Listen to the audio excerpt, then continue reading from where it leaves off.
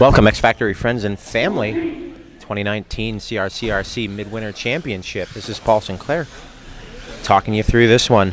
This is two-wheel drive mod buggy A3. Dakota Fenn wrapping this one up in the first two races from that pole position, but the rest of the podium still up for grabs.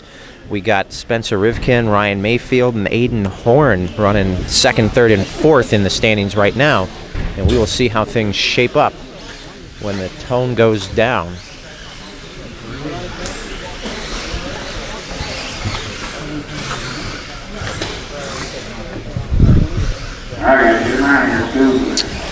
Looks like Spencer Rivkin has a 2 and a 2, so that sets him up pretty well for that podium spot. But of course, in the final points tallies, winning the race can really move you up, especially if you have a 3 like Ryan Maifield does. Aiden Horn has a 4 and a 6. He could throw it up to that third spot on the podium with a 0 or a second, perhaps. We'll have to see how it all shakes out. And don't forget about Aaron Kaufman. He's finished 7th and 11th, but he's got the pole with Dakota Fenn out. And of course, as we saw in qualifying, there's a reason he's second on the grid. I'll say it's kind of an interesting discussion to have on how the difference is. Hey, OldMan Billy. Hey, how you doing? Yeah, do you need a minute? Did you call an announcer's minute? Yeah, I had to call an announcer's minute. All right. I was just talking about the difference between good qualifying and good racing. Right. And how they're not always the same. And Aaron Kaufman, I think, is a perfect example. And it's nothing away from the young kid, right? Not at all. But his car, his driving style has been really good this weekend for qualifying. Right, very well. And he hasn't been able to put it together in the main. And I think most of it's in his, in his mind and in his confidence level. And, already it looks like he wrecked over those triples and he's back to that 1, 2, 3, 4, 5th spot. I think oh man. Joe Bornhorst, no luck Joe. Oh. Spencer Rivkin falling out. Yeah. This one may just be decided early. Right. But, and that, I think the race ability, especially at this highest level, can only come with experience. You've got to qualify up there and then see how it feels and learn from that and take that back to your club racing and your practice. You know what I mean? And go into the next race more confident. And I think it even shows, the experience and the time with the cars. I mean, we're seeing that at a cab right now. New cars, very short term on them. And he's still in that stage of knowing what he can do and how fast he needs to do it. Right, and what changes to make. Okay, my car, was doing X, Y, Z. And it's funny because you're like, you'd think geometry, anti-squat could always do the same thing. Right. And the physics of it certainly don't change. But when you're discussing, just how fine of adjustments we make with these cars. Right. When do you use hard arms? When do you use soft arms? When do you use hard chassis stiffeners? And what's the combination that works best? Right. What worked as a 1 mil on one car maybe takes 2 mil. Right. So, meanwhile, we got a battle up front. Ryan Maifield was walking away a little bit, but here is Spencer Rivkin, and these guys are racing for second and third on the overall podium.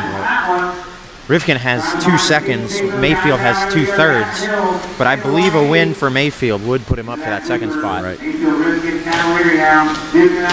Through the rollers they go.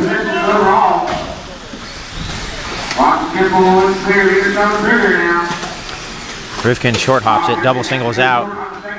Gives Maifield a little bit of breathing room. And this is where you would think that, Rivkin would have the slight advantage over Cab, but Cab's pulled up on him. But we have talked about this. Cab's been late to the grid almost every race, wrenching to the last minute. Right, making some fine adjustments, slipper, camber, ride height, all of those things. He's been very quiet, very concentrated all weekend long. Another thing about switching for Cav is the relationship that he had with Brent Filkey. Right. And now he's relying on the relationship with Joe Pillars. Correct. And obviously he gets along very well with Joe Pillars, running Orion for so many years. Correct. It's not an unknown relationship, but now we're going to have the Ryan and Ryan show. Yeah, but backwards. Yeah. But how does Cav communicate, with pillars about the car setup? Because it's one thing to talk about your electronics and your motor and your gearing and your temperatures, but the car is a whole nother level of complexity. Right. And we go through that learning curve back when we started getting the dialogue down. What do you really need when you say you have a push? Right. Is it really a push? Right. Is what you call a push the same thing that I call a push? Everything on the line here. These two guys coming across the track now. Here comes Cav through the middle, chasing down Ryan Maifield. This is just backwards. This feels wrong. I'm not going to lie. Yeah. This is. We're not used to seeing it. Blue leading red. Right. And both cars carry the same attitude. I mean, they're not. Right. As we would call dialed. The cars are just a little off, but they're handling it well. This is a very punched Cavalieri. I think this is the most. Man, that's not what he needed. Right. Less than 45 to go now. 45 seconds ago.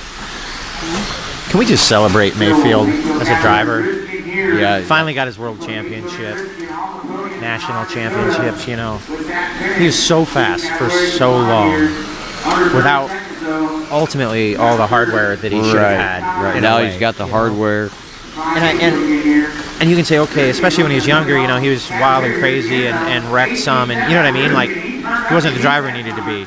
But then let's talk about world championships where he's been leading and flamed out, in Nitro and some other things. I think he's really showing us the maturity that he has now, and he's really starting. What a finish. See how that came out. All right, guys. Thanks so much for following along with X Factory RC and our coverage from the 2019 C.R.C.R.C Midwest Championship.